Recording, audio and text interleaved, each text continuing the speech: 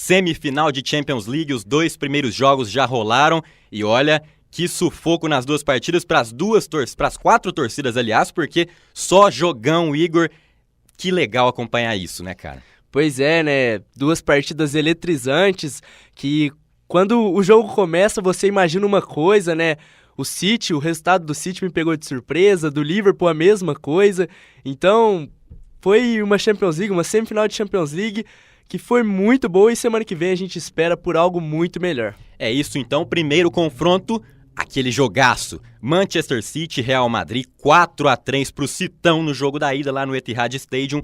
E vamos lá, vamos por partes, porque foi um jogo maluco. Nos primeiros minutos, o City fez um amasso pra cima do Real Madrid e abriu 2-0. No primeiro gol, um belo cruzamento do Mahrez pro De Bruyne chegar cabeceando e vencer o Courtois. Muito bem cabeceada a bola, diga-se de passagem, do De Bruyne. No segundo, bola metida pelo De Bruyne, o Gabriel Jesus vai para a dividida com o Alaba, consegue dominar a bola e tira do goleiro Courtois mais uma vez no cantinho. Inclusive é difícil tirar a bola do goleiro Courtois porque ele é muito grande e sai bem do gol, mas o Jesus conseguiu 2-0 para o City. Daí, o Manchester desperdiça várias chances e dá pra gente lembrar muito das chances desperdiçadas pelo Phil Foden, batendo cruzado para fora, e do Mahrez também, que poderia ter cruzado pro Phil Foden, mas preferiu enfiar o pé de direita. Se pode bobear contra o maior conquistador de Champions League da história? Não pode, né, Igor? De jeito nenhum. Não pode, de jeito nenhum, Luquinha. E foi isso que fez o Real resgatar os ânimos ali nessa partida, né? Você ainda vai detalhar os próximos gols, mas sobre esses 2 primeiros gols do City, o De Bruyne pra mim é o grande destaque desse time, é o grande destaque talvez dessa partida ao lado do Benzema. Ele é um cara que ele consegue buscar a bola entre os 2 zagueiros, ele arma muito bem o jogo, se posiciona muito bem ali no começo da área e também infiltra muito bem. É um gênio da bola e esse primeiro gol é uma mostra disso, um ótimo cruzamento e ele entra muito bem, cabeceia ali, né, tirando do Courtois. E o segundo gol do Gabriel Jesus. Jesus veio um pouco contestado nessa temporada, é uma temporada dele não tão artilheiro, né?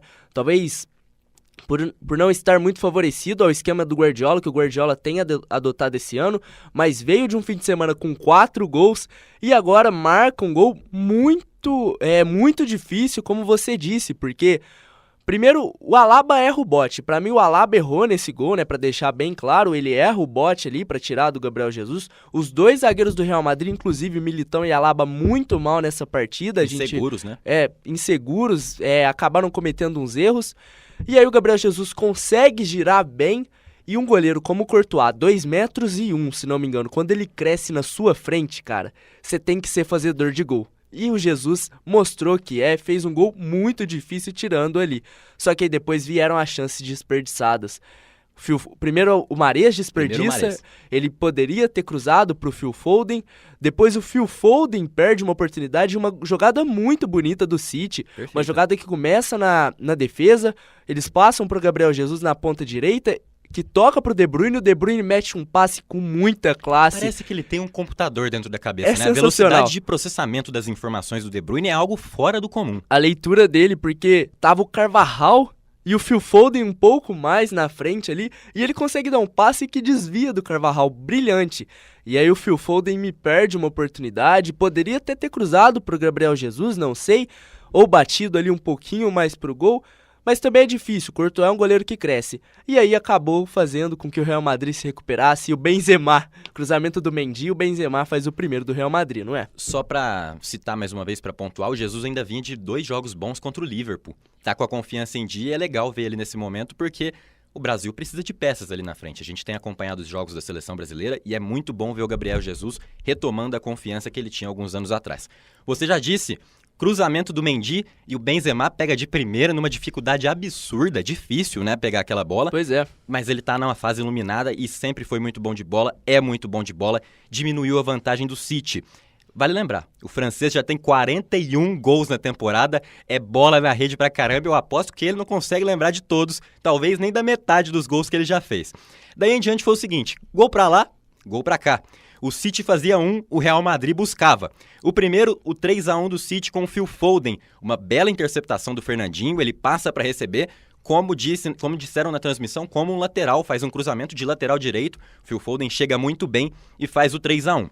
Depois, o Fernandinho, que foi muito bem nessa jogada, sofreria nas mãos de Vinícius Júnior, que também tem uma temporada iluminada e é de uma tamanha inteligência o que ele faz na jogada, porque assim, o moleque tá muito liso, não tem como falar outra coisa. O Mendy estica a bola pro Vinícius Júnior, inclusive boa partida do Mendy, participando muito dos lances de ataque, o Ferland Mendy francês. E ele estica essa bola pro Vinícius Júnior e ele sente a marcação do Fernandinho pertinho dele, ali no cangote. Ele não rela na bola, ele dá um drible de corpo tão bonito no Fernandinho que o Guardiola já coloca as duas mãos na cabeça naquele ângulo bem bacana que foi mostrado na transmissão e já se desespera. O Vinícius Júnior, ele consegue passar do Fernandinho, dispara que nem um raio e diminui novamente a vantagem do City, faz o 3-2. O que dá pra falar desse moleque, Igor? Primeiro sobre o terceiro gol do Manchester City, Fernandinho entrou muito bem no segundo tempo, foi uma jogada que chamou atenção, porque ele não é um jogador veloz, e ele consegue passar bem ali pela lateral direita, cruza na cabeça do Phil Foden, um cruzamento preciso, porque o Gabriel Jesus sobe, atrás um zagueiro do Real Madrid, vai na cabeça do Phil Foden, só que depois aí o Fernandinho é triste, né? O jogador de futebol ele vive de altos e baixos. E o segundo gol do Real Madrid é a prova disso. Vinícius Júnior sensacional nesse drible de corpo, uma caneta sem fazer nada. E aí dispara em velocidade e pra mim esse gol é a prova da evolução que o Vinícius Júnior teve nessa temporada. Porque talvez em anos anteriores dele com a camisa do Real Madrid, ele conseguiria driblar, conseguiria correr em velocidade pra área, mas na hora que chegasse na área, ele teria dificuldade em finalizar. E o Ederson é um goleiro muito bom também, tão quanto o Courtois, ele fecha bem pro Vinícius Júnior. O Vinícius Júnior pecou um pouco ali que ele deixou chegar muito próximo do Ederson, mas ele caprichou, fez o gol, e aí mais uma reação do Real Madrid. E sobre o Guardiola já tinha avisado, o Vinícius Júnior é um jogador perigoso, e assustou o técnico do Manchester City. E o Real Madrid explorou bastante as laterais do Manchester City por conta da falta justamente do Walker de um lado e do João Cancelo do outro. Faz diferença, né? Falta muita velocidade quando esses dois estão fora do jogo. Eu concordo muito, e o Cancelo foi um cara que me fez sentir falta dele ali naquela lateral esquerda. Ele é craque de bola. É um português ali desses sensacionais que nós temos visto nessa última geração lá de Portugal. E o Zinchenko não é o mesmo jogador. Dá pra ver que ele fica meio perdido ali quando ele tá jogando na lateral, não consegue tomar boas decisões, tanto no ataque quanto na defesa, faz o feijão com arroz? Faz, mas não é jogador pra semifinal de Champions League. O Cancelo fez muita falta, na minha opinião. O Vinícius Júnior faz o 3-2, aí vem a vez do City devolver na mesma moeda, com o Bernardo Silva, que marca outro golaço num lance que a gente tem que discutir sobre a arbitragem ainda. O Zinchenko, aí sim, numa boa jogada, consegue limpar o cross, é derrubado, tem a questão do juiz, mas a bola sobra pro Bernardo Silva, que dá uma paulada sem chance nenhuma de defesa pro Courtois, manda no ângulo, um golaço. É um espetáculo que o Bernardo Silva fez. Por conta desse lance polêmico, talvez a zaga do Real Madrid ficou ali meio apática, paralisou, gelou a zaga do Real Madrid. E isso permitiu com que o Bernardo pensasse por alguns milésimos de segundo. E não pode, né? E um jogador criativo como ele, que nessa temporada tem ido muito bem, tem vindo muito bem nos últimos jogos, é muito tempo, mesmo que pouquíssimo tempo.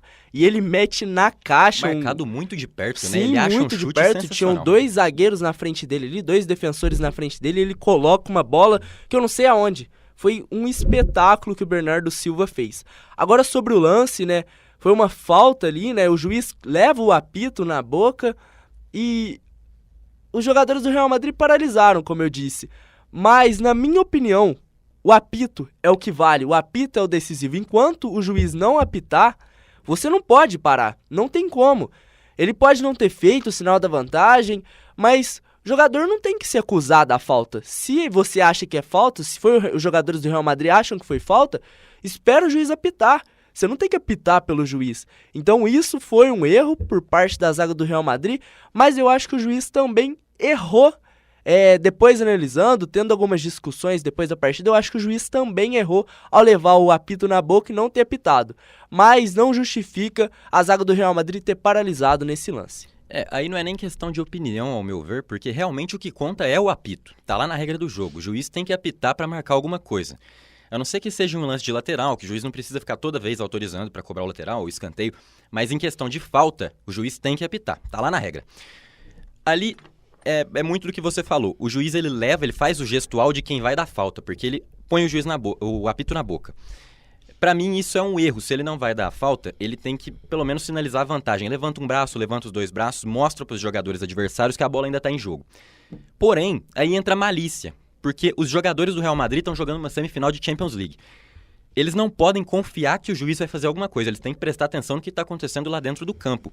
Então, se o juiz não apitou, cara, tem que se manter atento, tem que ficar de olho. Os jogadores do Real Madrid realmente param, eles diminuem a frequência de movimentos.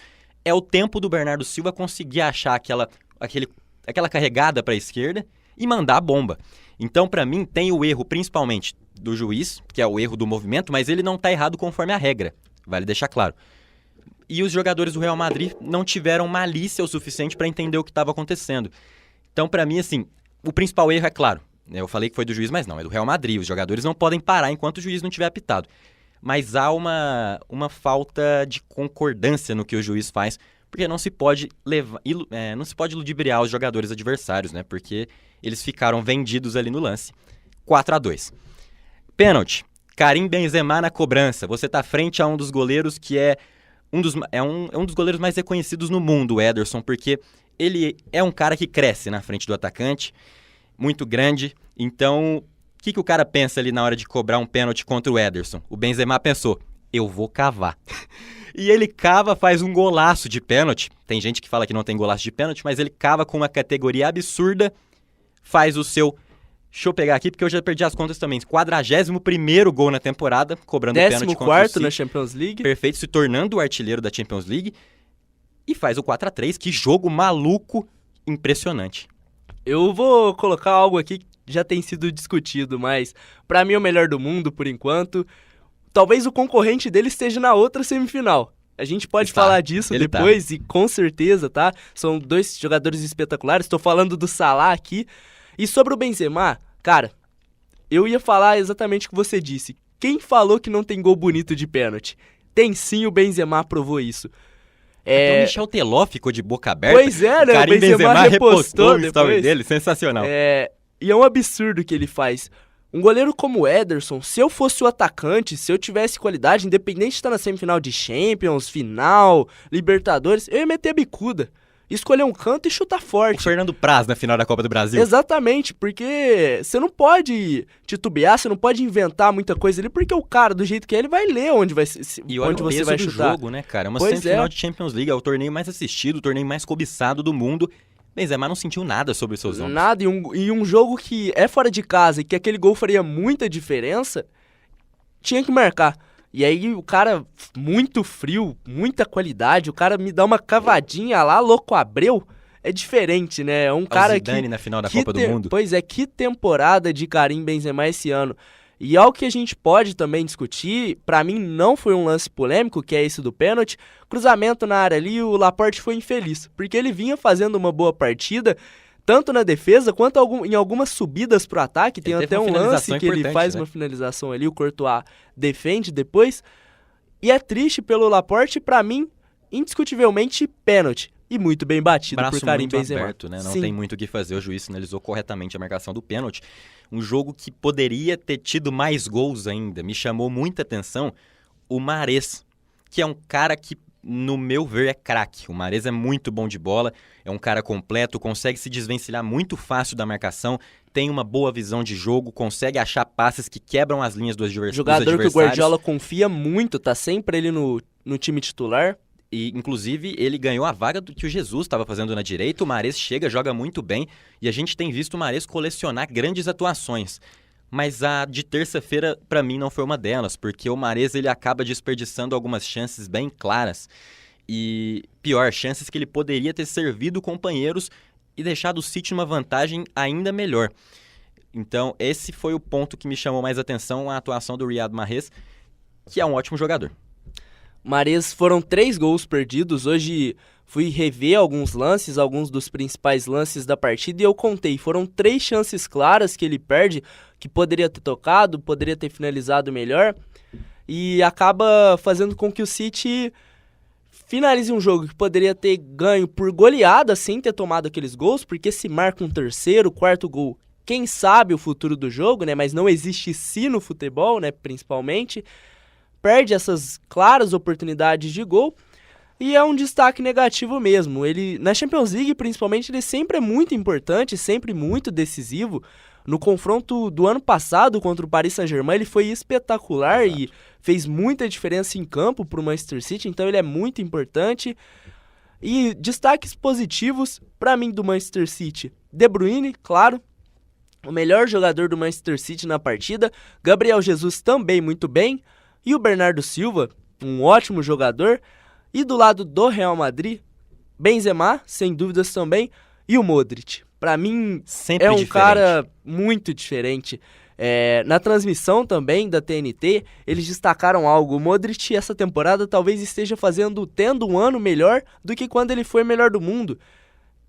Tá espetacular o que Luka Modric tem feito dentro de campo. Um jogador muito seguro no meio de campo, que passa muita confiança pro Carlo Ancelotti. E como o De Bruyne, busca bem a bola, arma bem o jogo e finaliza muito bem cada uma das jogadas em que ele participa. É isso, agora o Real Madrid é quem recebe o Manchester City lá no Santiago Bernabéu no dia 4 de maio, num jogo que o City ainda corre riscos. A gente sabe que é o Real Madrid, é uma camisa pesadíssima, é um elenco muito bom, que tem um técnico inteligente e vencedor à beira do campo. Não dá para cravar absolutamente nada para o confronto da volta.